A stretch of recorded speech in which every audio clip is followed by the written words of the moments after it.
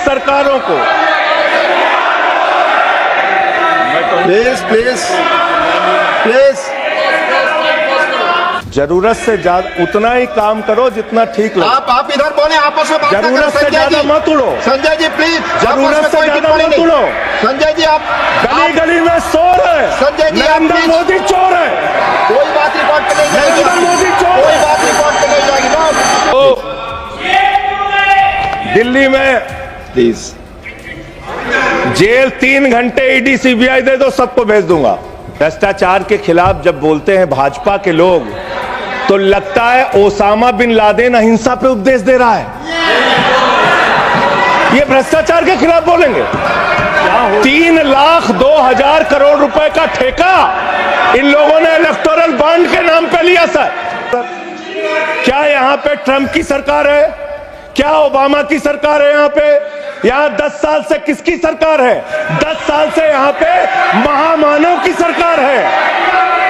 महामानव मान किया तो हमने दिल्ली वालों को सिखा दिया है। जब तुम कहोगे हिंदू मुसलमान, वो कहेंगे स्कूल अस्पताल, स्कूल अस्पताल, स्कूल अस्पताल। मिस्टर संजय सिंह। धन्यवाद मान्यवर, आपने इस महत्वपूर्ण विषय पे भारत के संविधान के 75 वर्ष पूरा होने पर जो चर्चा हो रही है, उस चर्चा में मुझे भाग लेने का अवसर दिया, मुझे बोलने का अवसर दिया। मान्यवर, बाबा साहब डॉक्टर भीमराव अंबेडकर जी ने जब भारत का संविधान लिखा तो हिंदुस्तान के सभी वर्गों के बारे में सोचा, सबके अधिकारों के बारे में सोचा। भारत कैसे तरक्की के रास्ते पे जाएगा, कैसे आगे बढ़ेगा, इसको लेके भारत के संविधान को बनाया उन्होंने। और उसमें एक एक करके जो संविधान की मूल आत्मा है, वो मैं आपके सामने पढ़ना चाहूंगा कि उनकी मंशा क्या थी, हमारे संविधान की मंशा क्या है। संप्रभु राष्ट्र यानी ऐसा देश जो किसी दूसरे देश के प्रभाव प्रभुता से मुक्त है, अपने सभी निर्णय लेने के लिए पूर्णतः स्वतंत्र है और उस पर किसी बाहरी शक्ति का कोई प्रभाव नहीं होगा।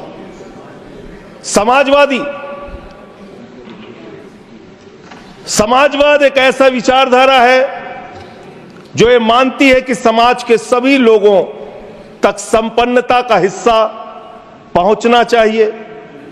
धन संपत्ति भी समाज से ही उपजती है, तो उसका बंटवारा भी शांतिपूर्ण और न्यायपूर्ण तरीकों से लोगों के बीच होना चाहिए।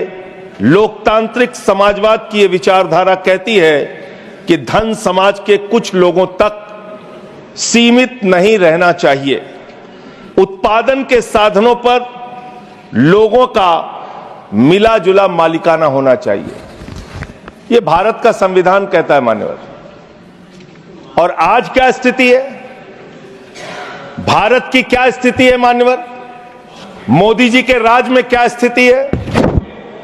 5%, देश के 5% लोगों के पास देश की 60% संपत्ति है और देश के 50% लोगों के पास मात्र 3% संपत्ति है।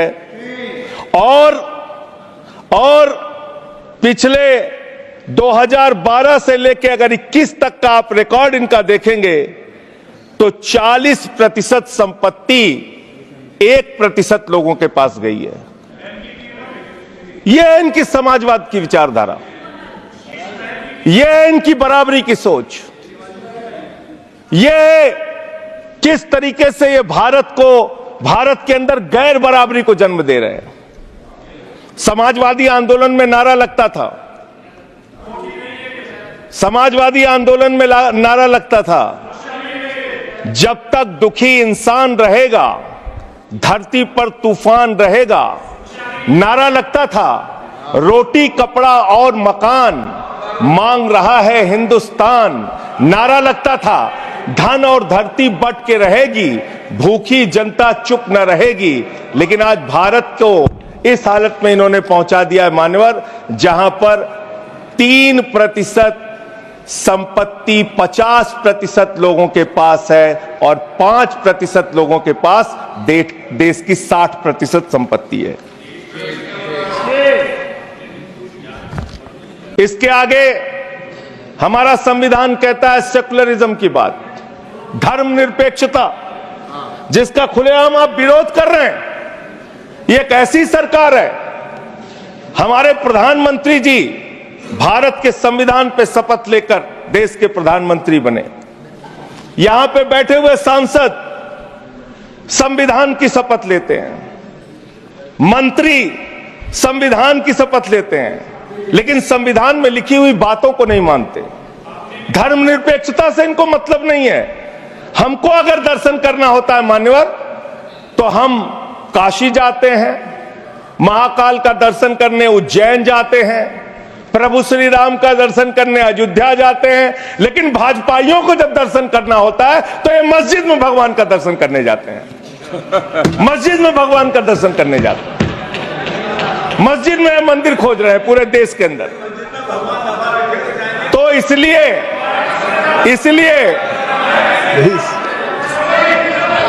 प्लीज इसलिए मान्यवर, इसलिए मैं इनसे कहना चाहता हूं, कृपया घबराओ मत, सीट पर चीखना चिल्लाना शुरू कर देते हैं। जैसे ही बोलता हूं चीखना चिल्लाना शुरू। मान्यवर, ये भारत खोदो योजना चला रहे देश में, भारत खोदो योजना। अरे मैं कहता हूं अगर इतना ही खोदना है, कल को कोई आके दावा करेगा संसद को खोद दो, कम से कम प्रधानमंत्री की डिग्री मिल जाएगी, उसका तो पता चल जाएगा कहां है। संसद खोद दो। ये भारत खोदो योजना बंद करो, इससे देश का विकास होने वाला नहीं है। आपने शिक्षा में क्या हालत की देश की। माननीय शिक्षा मंत्री जी यहां पे बैठे हुए हैं, मैं बताना चाहूंगा शिक्षा के स्तर को आपने कहां पहुंचा दिया। 11 लाख, अरे क्या क्या यहां बोला गया मैंने खूब सुना है, आप ही लोगों से सीखा है। 11 लाख बच्चों को सरकारी स्कूल से दूर किया गया। 11 लाख बच्चों को।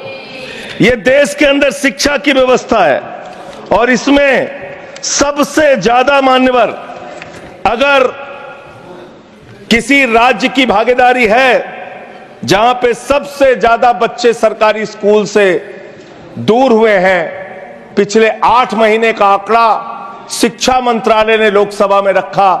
11 लाख में से अकेले 7,84,000 बच्चे उत्तर प्रदेश में सरकारी स्कूलों से दूर गए। ये कर रहे हैं शिक्षा के नाम पे आप। देश की शिक्षा की व्यवस्था की हालत यह कर दी आपने। 63,000 बच्चे आसाम में सरकारी स्कूलों से दूर हुए। यह सरकार का आंकड़ा, मैं अपनी ओर से नहीं पढ़ रहा हूं। जब सरकार से पूछा गया शिक्षा पे कितना खर्च करते हैं, जीडीपी का कितना हिस्सा शिक्षा पे खर्च करते हैं, पिछले 3 वर्षों से भारत की सरकार जीडीपी पे 0.4% शिक्षा पे ऊपर खर्च करती है। और दिल्ली की सरकार, जहां अरविंद केजरीवाल की सरकार है, हम शिक्षा के ऊपर 25% बजट का हिस्सा खर्च करते हैं मानव। स्वास्थ्य के ऊपर दिल्ली के अंदर 13% हम खर्च करते हैं। और भारत की हमारी सरकार जो अपने आप को कहती है मोदी जी की बड़ी योजनाएं हैं, बड़ी ताकतवर सरकार है, मात्र 2% स्वास्थ्य के ऊपर खर्च करती है। यह इस देश की हकीकत है। कैसे समानता आएगी, कैसे संविधान में लिखी हुई बातों की सुरक्षा हो पाएगी। मैं दिल्ली की बात करूं, अगर एक राज्य सरकार दिल्ली के लोगों ने भी चुना जिसको आप चलने नहीं देते, बार बार उसके ऊपर रोक लगाते हैं, लेकिन उस राज्य सरकार के काम क्या हैं वो आपको जानना बहुत जरूरी है। एक ऐसी सरकार जिसने, अब देखिए टोका टोकी करेंगे। बोलिए ना, आप बोलिए, आप क्यों उधर बात अभी ये लोग जब बोल रहे थे मैं चुपचाप सुना, चुपचाप सुना। आप बोलिए। अगर जेल वेल की बात करोगे ना, जिस दिन सत्ता परिवर्तन होगा एक भी आदमी बाहर नहीं दिखेगा। फिर ऐसी आप बातें मत करो। आपस में बात नहीं संजय ये जी, धमकी देने की बातें मत करो। संजय जी आपस में कोई बात नहीं। संजय जी प्लीज प्लीज, नहीं कोई नहीं, आप लोग आपस में बात कंट्रोल प्लीज, कीजिए सर। सभी लोग आपस में बात, प्लीज आप बैठे रहे प्लीज। ऐसे धमकी देके काम मत करो। आप विषय पे बोले, विषय बोले। अडानी की दलाली करने वाली सरकार हमसे आप सवाल बोले कर रही विषय पर संजय जी, जो विषय बोलेंगे विषय पर भ्रष्टाचार बोलिए, पे बोलेंगे। विषय पर बोलिए प्लीज, विषय पर बोलिए प्लीज। अडानी की दलाली करने वाले लोग हमसे सवाल करेंगे। मानिए मुझे लगता है कि संजय जी अपना आपा खो गए हैं और उन्होंने अपनी शब्दावली को ध्यान में रखना चाहिए और ये जो उन्होंने शब्द वाक्य इस्तेमाल किया ये एक्सपंज होना चाहिए। प्लीज आप बोलिए, प्लीज प्लीज प्लीज सर बोलिए। मैं दिल्ली के काम बता रहा हूँ। आप दिल्ली का काम बताइए, आपस में दिल्ली की सरकार ने क्या किया है संविधान की रक्षा के लिए? टीका टिप्पणी ना करें। दिल्ली की सरकार ने क्या किया है इस देश के नागरिकों को मजबूत बनाने के लिए? दिल्ली की सरकार ने क्या किया है शिक्षा और स्वास्थ्य पे काम करने के लिए? दिल्ली की सरकार ने क्या किया है बाबा साहब के लिखे गए एक एक शब्द को जमीन पे उतारने के लिए? दिल्ली के अंदर शिक्षा में हमने 25% खर्च किया, स्वास्थ्य में हमने 13% खर्च किया। दिल्ली में हमने बिजली फ्री दिया। पूरे देश में पहली सरकार है जो बिजली फ्री देने का काम करती है। दिल्ली के अंदर केजरीवाल जी ने 200 यूनिट बिजली फ्री, 400 यूनिट बिजली आधे दाम पे दिया। दिल्ली के अंदर केजरीवाल की सरकार ने इलाज मुफ्त किया, पानी मुफ्त दिया।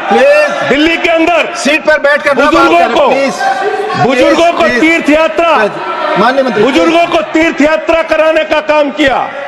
बुजुर्गों को तीर्थ यात्रा कराने का काम किया दिल्ली की सरकार ने। दिल्ली की सरकार ने माताओं बहनों के लिए बस की यात्रा फ्री करने का काम किया। और अगली योजना आ रही है, दिल्ली में केजरीवाल मुख्यमंत्री बनेंगे, दिल्ली की महिलाओं को 2100 रुपए हर महीने उनके खाते में पहुंचाया जाएगा। हम महिला को सशक्त करेंगे, मजबूत करेंगे। संविधान पर भी जोड़िए उसको, संविधान पर संविधान पे बोलिए, संविधान पर बोलिए संजय जी।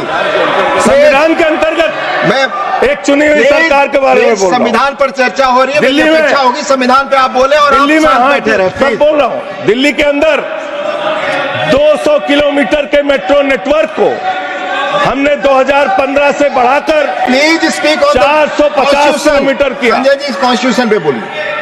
सर उन्होंने अपनी सरकार की उपलब्धि गिनाई, आपने उनको नहीं रोका।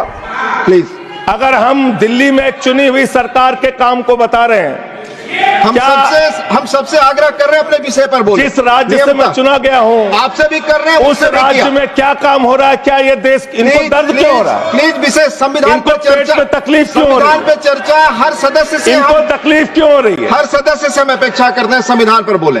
तो दिल्ली में प्लीज जेल 3 घंटे ईडी सीबीआई दे दो, सबको भेज दूंगा। चलो दे दो ईडी सीबीआई।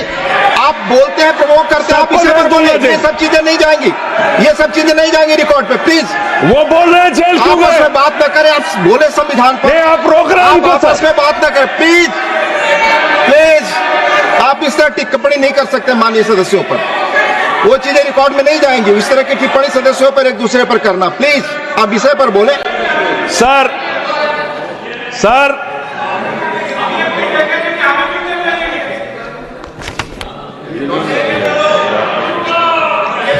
3 सर आप ही का चेहरा दिख रहा है सर। नहीं मेरा चेहरा नहीं, चेहरा आपका दिख रहा। आप बोलिए तो सर आप बोलिए। ये लोग भ्रष्टाचार के खिलाफ जब बोलते हैं, भ्रष्टाचार के खिलाफ जब बोलते हैं भाजपा के लोग, तो लगता है ओसामा बिन लादेन अहिंसा पे उपदेश दे रहा है। ये भ्रष्टाचार के खिलाफ बोलेंगे। 3,02,000 करोड़ रुपए का ठेका इन लोगों ने इलेक्टोरल बॉन्ड के नाम पे लिया सर। 3,02,000 करोड़ रुपए का ठेका इन लोगों ने इलेक्टोरल बॉन्ड के नाम पे बोलिए। विषय पर प्लीज सर, विषय पर बोलिए सर। जो आप मालूम है कि विषय पर बोले तो गाय इसीलिए रिकॉर्ड पे जाएंगे। गाय काटने वाली कंपनी से चंदा लेने वाले लोग मेरे ऊपर सवाल उठा रहे हैं। आपस में बात नहीं, गाय प्लीज काटने वाली कंपनी से चंदा माननीय लेने जोशी वाले जी, लोग, प्लीज ये मंत्री का प्लीज चुनाव जोशी, है। आप विषय पर बोले संजय जी। सर देश के अंदर एक चुनी हुई सरकार है, संविधान के तहत वो सरकार चुनी हुई है, संघीय ढांचे का जिक्र उस संविधान के अंदर किया गया है, उसको आप क्यों नहीं मानते? दिल्ली की सरकार को क्यों नहीं चलने देते? हमारे सारे काम पे रोक क्यों लगाते हैं आप? आपने सबसे बेहतरीन देश की काम करने वाली सरकार, एक ऐसी सरकार, जब अमेरिका के राष्ट्रपति की पत्नी हिंदुस्तान आई तो मोदी जी ने पूरे देश का हवाला दिया। गुजरात का स्कूल देख लो, मध्य प्रदेश का देख लो, उत्तर प्रदेश का देख लो, हरियाणा का देख लो। उसने कहा हमें केजरीवाल का स्कूल देखना है, मनीष सिसोदिया ने जो स्कूल बनाया है वो स्कूल देखना है। ये काम हमने किया। आज दिल्ली के स्कूल मॉडल की चर्चा पूरी दुनिया में हो रही है, अस्पताल के मॉडल की चर्चा पूरी दुनिया में हो रही है। ये मंत्री है सरकार के। बच्चों शांत हो जाओ, बच्चों हल्ला मत करो, बच्चों शांत, बच्चों हल्ला मत करो, बच्चों शांत। मान्यवर ये हमारा टाइम खाने की कोशिश कर रहे हैं। दिल्ली के अंदर चुनाव होने जा रहा है। चुनाव भारत के संविधान का एक बड़ा पर्व माना जाता है। संविधान ने हमें ताकत दी, अपने हिसाब से विधायक चुनिए, अपने हिसाब से सांसद चुनिए, वही मंत्री बनता है, मुख्यमंत्री बनता है, प्रधानमंत्री बनता है। दिल्ली में चुनाव क्या हो रहा है? दिल्ली में कैसे चुनाव कर रहे हैं लोग? ये महाराष्ट्र और हरियाणा का प्रयोग, चुनाव घोटाले का प्रयोग दिल्ली में करना चाहते हैं। और वो कैसे करना चाहते हैं? कैसे करना चाहते हैं? ध्यान से सुनिएगा सर। दिल्ली के अंदर ये चुनाव घोटाले की मैं रिपोर्ट लेके आया हूं। ये रिपोर्ट आज पूरे देश को पता होनी चाहिए। दिल्ली में जो चुनाव करा रहे हैं मान्यवर, ये घपले से जीतना चाहते हैं। शाहदरा में भारतीय जनता पार्टी के एक पदाधिकारी ने 11,008 वोट कटवाने की अर्जी दी। जनकपुरी में भारतीय जनता पार्टी के 24 कार्यकर्ताओं ने 4,874 वोट कटवाने की अर्जी दी। तुगलकाबाद में भारतीय जनता पार्टी के 15 कार्यकर्ता ने 2,435 वोट कटवाने की अर्जी दी। मानिए आप संविधान पर क्या चुनाव के बारे में बोलना गलत है? प्लीज आप बैठे, प्लीज। क्या संविधान के अंतर्गत चुनाव नहीं होता सर? आप बोले सर चुनाव के बारे में बोलना गलत है। हाँ तो ये आप गायब। फ्री एंड फेयर इलेक्शन संविधान ने दिया है। तुगलकाबाद में सर, तुगलकाबाद में एक बूथ है, बूथ नंबर 117, वहां कुल 1337 वोट हैं, उसमें से 554 वोट कटवाने की अर्जी 2 बीजेपी के कार्यकर्ताओं ने दी।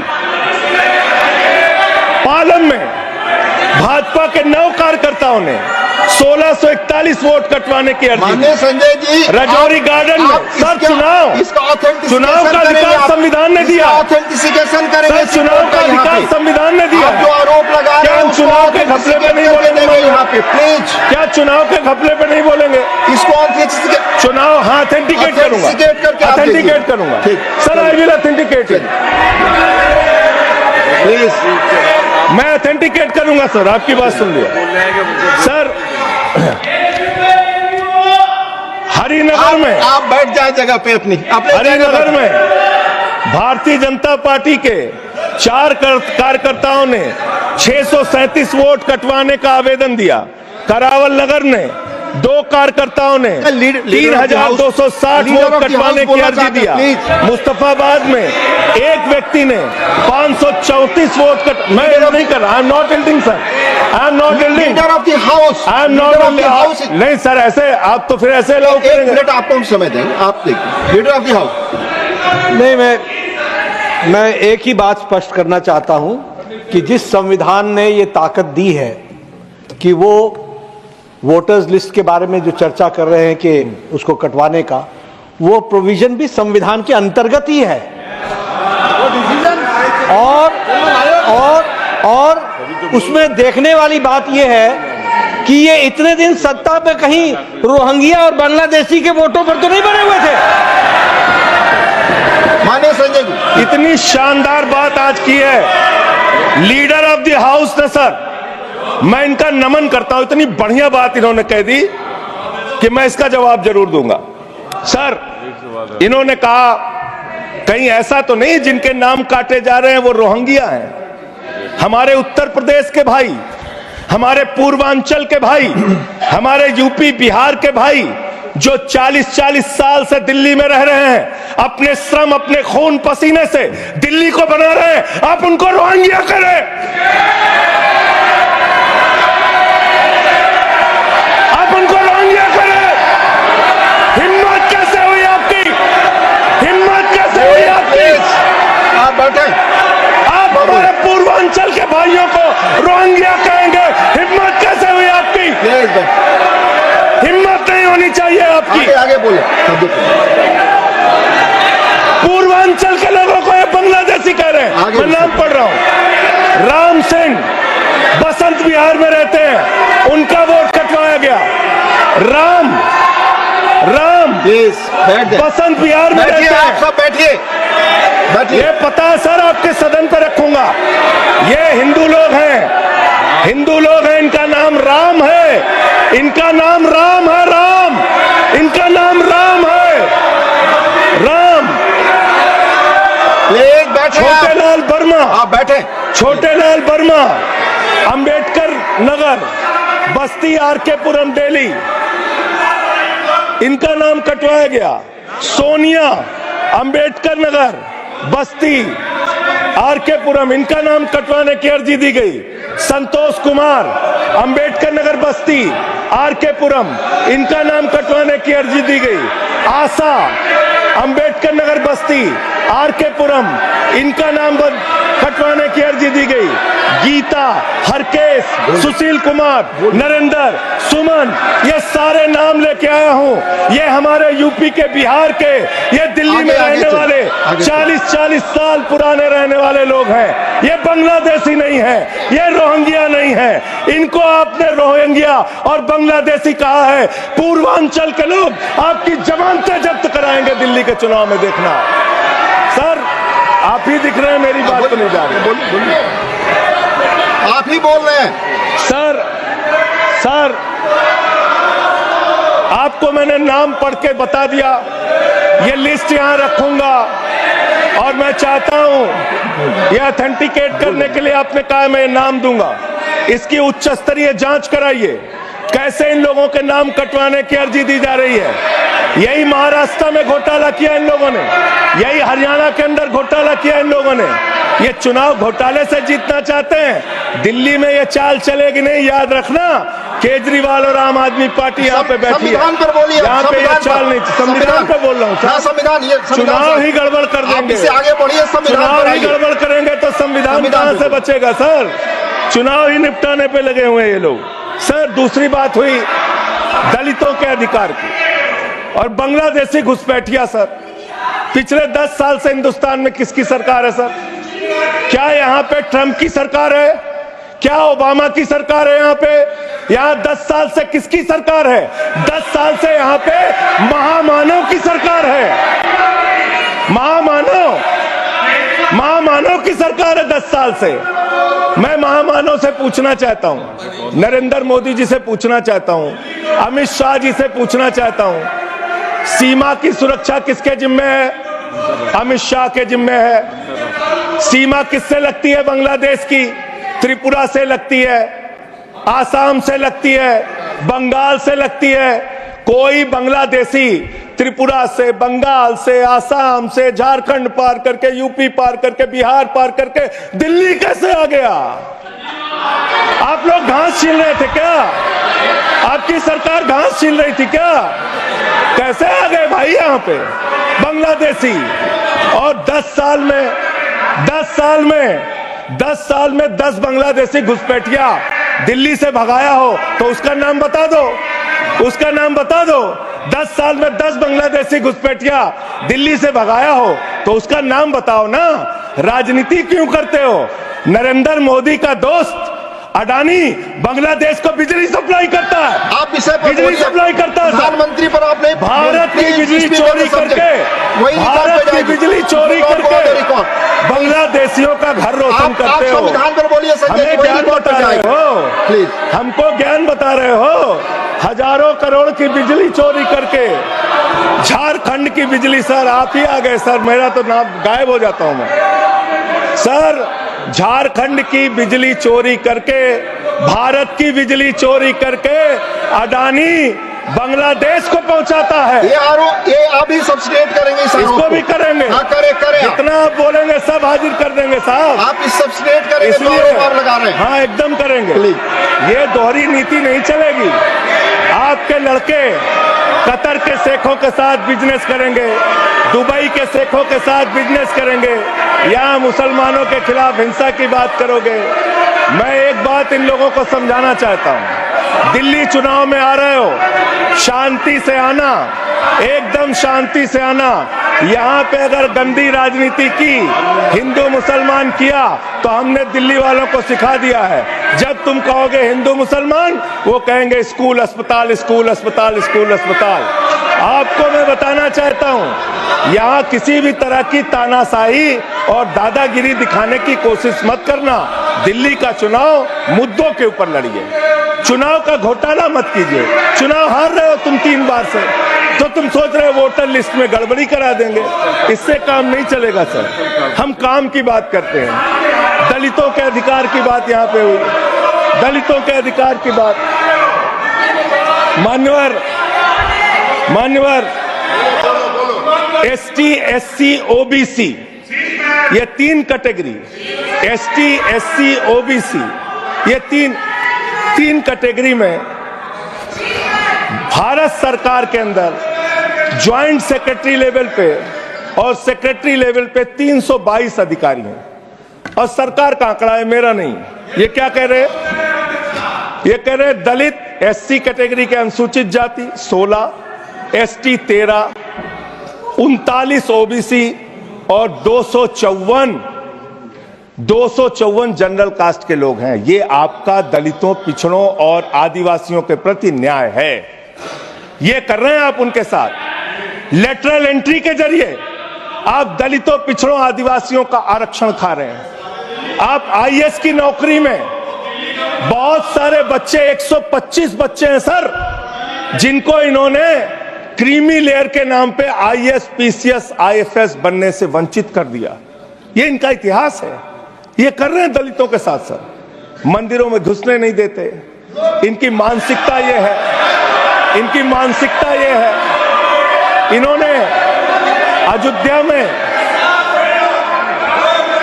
में मंदिर का शिलान्यास किया। उस समय हमारे प्रधानमंत्री गए, मुख्यमंत्री उत्तर प्रदेश के गए, राज्यपाल भी गई। उस समय के राष्ट्रपति रामनाथ कोविंद जी को नहीं बुलाया इन्होंने। मंदिर के उद्घाटन में इन्होंने श्रीमती द्रौपदी मुर्मू जी को नहीं बुलाया, क्योंकि वो दलित समाज से थे, ये आदिवासी समाज से हैं। आपकी मानसिकता ये है। 100 वर्ष हो गए RSS को, एक भी दलित, पिछड़ा और आदिवासी आज तक RSS का प्रमुख क्यों नहीं बना? इसका जवाब दो, इसका जवाब दो। आप नफरत करते हैं दलितों से, पिछड़ों से, आदिवासियों से। यह आपकी मानसिकता है। इसलिए आगे कॉन्स्टिट्यूशन पढ़ता हूं सर। आगे क्या लिखा हुआ है? आगे लिखा हुआ है डेमोक्रेटिक, लोकतांत्रिक। भारत देश की जनता अपने प्रतिनिधि खुद चुनती है। वोट के माध्यम से सभी के वोटों का महत्व बराबर है। जनता के द्वारा जनता का प्रतिनिधि चुना जाता है। जनता के द्वारा जनता का प्रतिनिधि चुना जाता है। उसके बाद चुनने के बाद सरकार बनती है। और आप लोग खरीद फरोख्त करके, संविधान को तार तार करके, लोकतंत्र का गला घोट के महाराष्ट्र में सरकार गिराते हो, कर्नाटक में सरकार गिराते हो, मध्य प्रदेश में सरकार गिराते हो, उत्तरांचल में सरकार गिराते हो, अरुणाचल में सरकार गिराते हो। पूरे देश में तोड़ फोड़ खरीद फरोख्त करके सरकारों को गिराने का काम करते हो। इसीलिए मैं कहता हूं, जब ये लोकतंत्र के बारे में बोलते हैं, संविधान के बारे में बोलते हैं, हम लोग यहाँ विपक्ष की तरफ से खड़े होते हैं, चीख रहे हैं, चिल्ला रहे हैं, सोच रहे हैं इनसे डर के चुपचाप बैठ जाएंगे। एक बात याद रखना, ये देश बाबा साहब के संविधान से चलेगा, किसी मोदी और अमित शाह के फरमान से नहीं चलेगा। याद रखना, इसको याद रखना। और ये जो बार बार तुम्हारा गठबंधन ईडी से है, ईडी से तुम्हारा गठबंधन, सीबीआई से तुम्हारा गठबंधन, यहां इंडिया गठबंधन है, वहां ईडी गठबंधन है, ईडी गठबंधन है, ईडी गठबंधन। मानवर भ्रष्टाचार की बात मैं करूंगा। भारत के प्रधानमंत्री, जिन्होंने देश के बड़े बड़े फैशन डिजाइनरों को भी फेल कर दिया, इतना सज के चलते हैं, इतना सज के चलते हैं। प्रधानमंत्री इटली का चश्मा, आप जानते हैं, इटली की घड़ी, आप ये सब चीजें नहीं जानते। यहाँ हमारे नेता पे टिप्पणी हो रही है, आप नहीं बोल रहे हैं, आप नहीं बोल सकते। हमारे नेता पे टिप्पणी हो रही है, आप नहीं बोल रहे। प्रधानमंत्री पर आप टिप्पणी नहीं कर सकते। हमारे नेता पे, संवैधानिक केजरीवाल पे टिप्पणी हो रही है, आप नहीं बोल रहे। आप please speak on the subject. हमारा टाइम बचा है सर। हाँ, तो आप बोले, सब्जेक्ट पर बोले, सब्जेक्ट पे बोले। हाँ, ये टिप्पणियां नहीं जाएंगी आपकी रिकॉर्ड पे। सर बच्चों शांत हो जाओ, बच्चों शांत हो जाओ, बच्चों शांत, बच्चों शांत हो जाओ, बच्चों। मानवर, न्याय की बात, भारत का संविधान सभी नागरिकों को सामाजिक, आर्थिक, राजनीतिक स्तर पर न्याय देने का वादा करता है। ये न्याय दे रहे हैं भारत के लोगों को सर, ये न्याय कर रहे हैं भारत की जनता को, ये न्याय दे रहे हैं। आज चुनी हुई सरकारों को प्लीज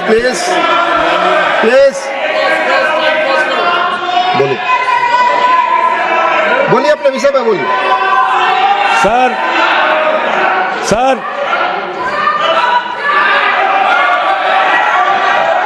ये अगर यहाँ नारा लगाएंगे, आप इनको रोक नहीं देंगे। मैं बोल रहा हूँ उनको भी और आपको भी। वो नारे लगा रहे हैं, आपने शुरू किया, माननीय प्रधानमंत्री पर टिप्पणी। नहीं, मैं अगर यहाँ नारा लगाऊंगा, प्लीज आप इस पर बोलिए, संविधान पर बोलिए। तो इसलिए मैं ये कहना चाहता हूं,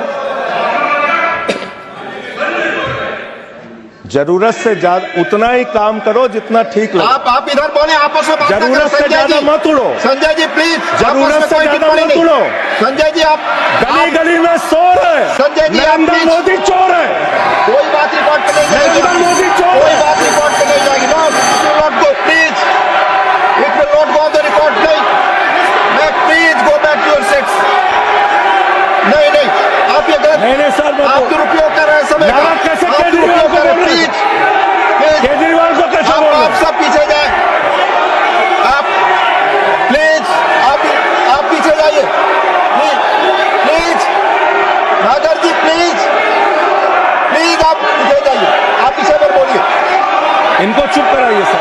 आपने जो भी प्रधानमंत्री जी पर टिप्पणी की है और जो भी नारे उनके खिलाफ लगाए, ये भी बोलिए कि मुख्यमंत्री पर जो टिप्पणी की है वो भी जाएगा। आप बोलिए, वो भी हट जाएगा। आप पहले बोले, आपका समय खत्म होगा, मैं खत्म करूंगा। प्लीज मान्यवर, पिछले दिल्ली के अंदर कानून व्यवस्था की क्या हालत है? कल हमने महिला अदालत किया दिल्ली में। देश की राजधानी दिल्ली आज अपराधों से सहमी हुई है, परेशान है। क्या हालत है सर? 2019 से महिलाओं के खिलाफ अपराध में दिल्ली में 41% वृद्धि हुई है। 14,000 महिलाओं के खिलाफ अपराध, हिंसा का अपराध, बलात्कार का अपराध 1 साल के अंदर हुआ है। हर दिन दिल्ली के अंदर 3 से 4 रेप की घटनाएं हो रही हैं और 2019 से 3500 रेप की घटनाएं हुई और प्रतिदिन दिल्ली में 5 से 6 महिलाओं को असॉल्ट किया जाता है। ये आंकड़े हैं सर। 11 महिलाएं और बच्चियां प्रतिदिन किडनैपिंग का शिकार होती है दिल्ली में। ये दिल्ली की हकीकत है। देश की राजधानी में 33% रेप की घटनाओं में और 41% किडनैपिंग की घटनाओं में देश के 19 शहरों के मुकाबले वृद्धि हुई है। दिल्ली के अंदर आप ये संजय कोर्ट जी है। सारे रिकॉर्ड रख दीजिएगा यहाँ। हाँ, रख दूंगा। ये कोर्ट, दिल्ली के कोर्ट में सर आपको जान के हैरानी होगी, देश की राजधानी है दिल्ली, दिल्ली के कोर्ट में हत्या की घटना हुई। जज के सामने हत्या सर, जज के सामने हत्या की घटना हुई। आप बताइए। प्लीज ये नारे न लगाए, रिकॉर्ड पे नहीं जाएगा आपके नारे। प्लीज कृपया नारे न लगाए आप, प्लीज। सर दिल्ली के अंदर कोर्ट में हत्या हुई। देश की राजधानी में राष्ट्रपति रहते हैं, प्रधानमंत्री रहते हैं, उपराष्ट्रपति रहते हैं, सारे लोग रहते। सर मेरा वीडियो नहीं आ रहा। सारे लोग रहते हैं देश की राजधानी में और इस देश की राजधानी के अदालत में हत्या हो रही है। इसलिए मान्यवर, मैं आपके माध्यम से अनुरोध करना चाहता हूं अंत में एक बात कह के।